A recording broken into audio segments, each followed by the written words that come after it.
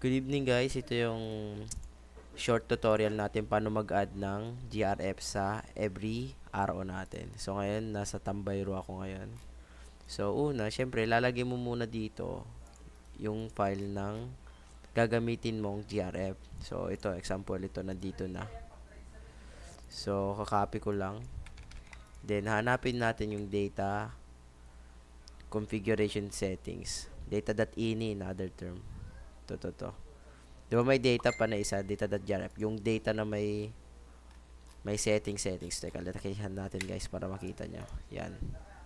So, open lang natin yan. So, naka-open na ako. Actually, may na-open na pala ako yan. So, minsan, ang ayos nito is nakaganto yan. So, walang problema dyan guys. So, gagawin lang din naman natin is yan. Paste natin dyan. Then, lalagay natin is 0 yung pinaka unang layer. Every ano kasi na layer numbers, parang layer kasi tawag nito.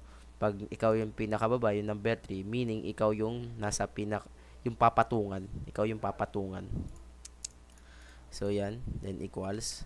Then pag nilagay mong 0 yan, so dapat yung susunod is maging 1 2 3 4 5 naman na. So mag-add, para nag-add ka lang.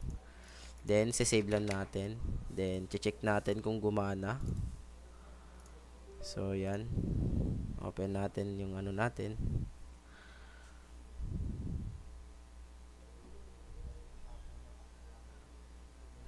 So after nyan, so yun, gumana na siya guys. Ito ka. Then lalagay natin.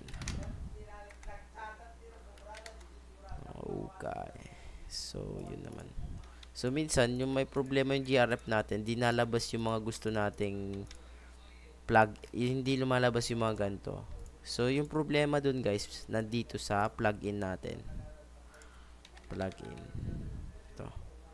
So, if may plug-in yung kukunin natin GRF, dapat nyo isabay yung plug-in ng GRF na kukunin nyo. So, ipipaste nyo dyan.